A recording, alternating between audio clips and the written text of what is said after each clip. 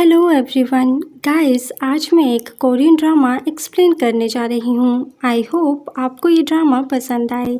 तो ड्रामा के स्टार्टिंग में ड्रामा की फीमेल लीड ली सो योन को दिखाया जाता है, जो अभी स्कूल से घर आई होती है। पर घर पर इसकी मॉम नहीं होती, बल्कि इसके डैड, जो कि एक मर्डरर हैं, छिपकर इसका इंतज़ार कर रहे थे।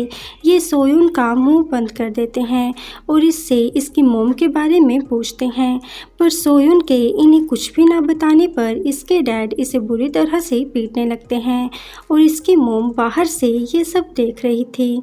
थोड़ी देर बाद यहाँ पुलिस आती है, जो सोयून के डैड को अरेस्ट कर लेते हैं। डिटेक्टिव किम सोयून को इस हालत में देखकर इसे घर से बाहर लेकर आते हैं। तो सोयून की मॉम इनसे कहती हैं, ये इतनी सी चोट से मरने नहीं वाली, और अगर तुम्हें इसकी इतनी ही चिंता है तो तुम इसे पाल लो। दूसरी तरफ हम इस ड्रामा के मेन लीड हान जो वू को देखते हैं, जो अभी अमेरिका में स्टडी करता है।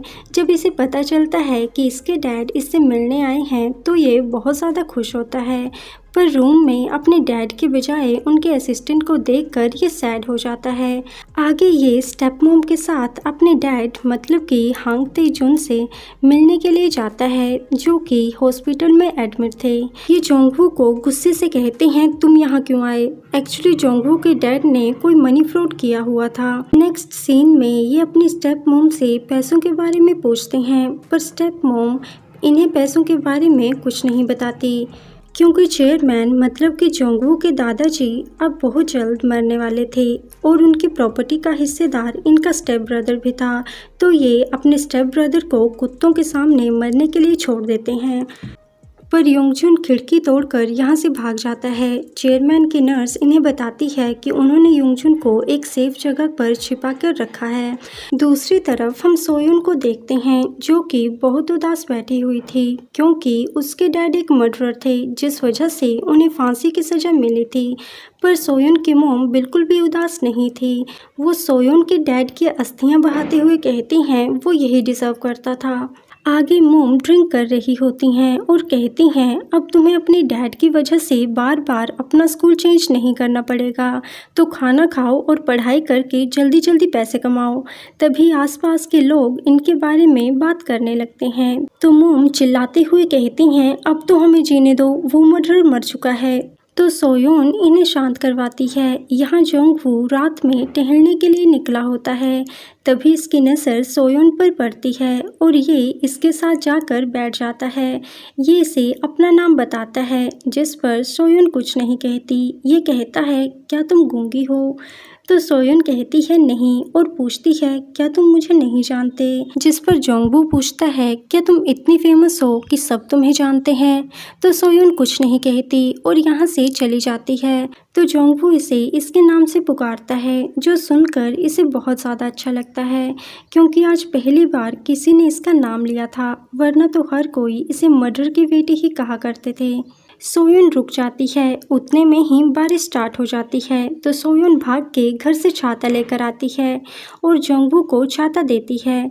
ये कहता है, मैं कल तुम्हें ये लुटा दूंगा, जो सुनकर सोयून खुश होती है, क्योंकि कल फिर से ये जोंगवू से मिल पाएगी। अगले दिन सोयून जोंगवू से मिलने के लिए जाती है और दूसरी तरफ जोंगवू के दादा की डेथ हो गई थी और वो रात भर वहाँ अपने डैड का इंतज़ार कर रहा था। जैसे ही डैड यहाँ आते हैं, ये डैड से पूछता है, डैड क्या मैं छुट्टियों में यहाँ आ सकता हूँ?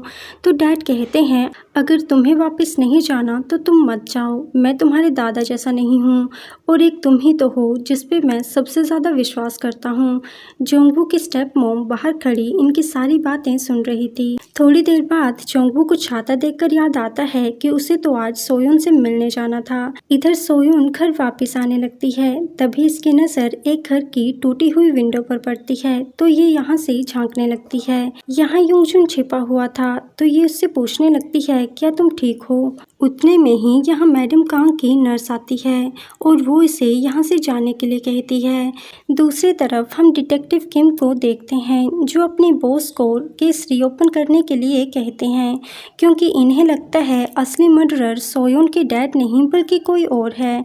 तो बॉस इन्हें ऐसा करने से मना करते हैं और इन्हें जॉब से निकालने की धमकी भी देते हैं। इधर स्कूल में जोंगवू सोयोन को ढूंढ रहा था, पर सोयोन का नाम सुनते ही ये लड़कियां यहाँ से भाग जाती हैं और यहाँ सारे बच्चे कुकिंग क्लास लेने से मना कर देते हैं। टीचर इनसे पूछती हैं, तुम क्लास के लिए क्यों नहीं जा रहे? तो ये कहते हैं, सोयोन एक खूनी की बेटी है, क्या पता वो हमें भी मार दे।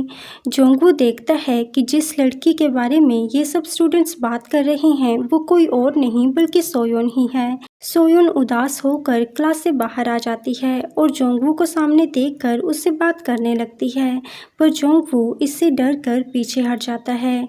तो सोयोन अपसेट होकर यहाँ से चली जाती है।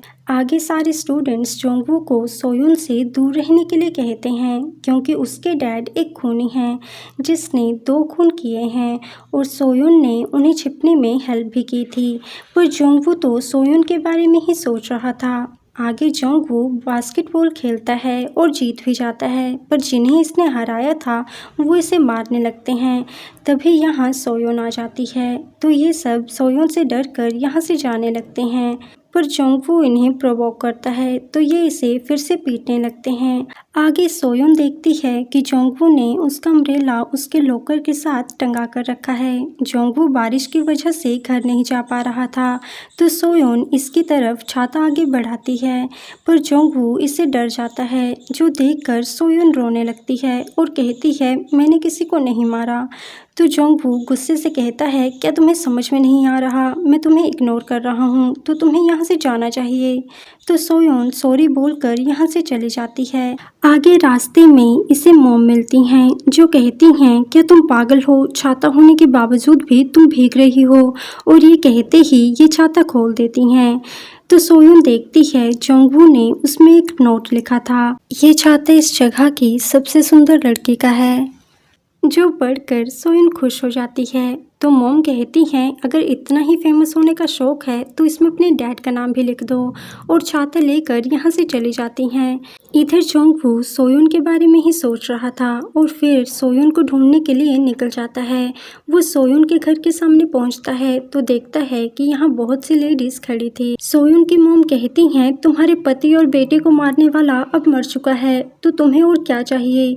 तो ये कहती हैं, अगर मेरा बेटा मर चुका है तो उस खूनी की बेटी जिंदा क्यों है?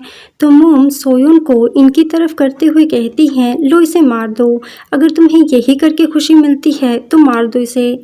पर सोयोन तो मॉम को पकड़कर रोने लगती है और इनसे माफ़ी मांगती है, जिस पर मॉम इससे कहती हैं, तुम माफ़ी क्यों मांग रही हो? तुमने कुछ गलत नहीं किया है, और रोज़ रोज़ ये सब झेलने से तो अच्छा है कि हम आज ही मर जाएं।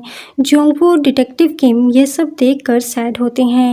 तभी सोयोन जोंगवू को यहाँ देख लेती है और शर्म से यहाँ से भाग जाती है।